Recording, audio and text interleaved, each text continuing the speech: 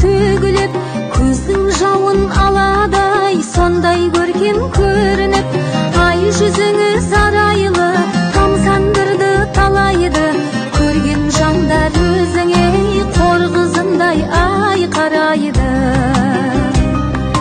Сен қазақтың қызысың, жібек баян ізісің, асып кетер сендерден сұлулар жоқ біз үшін.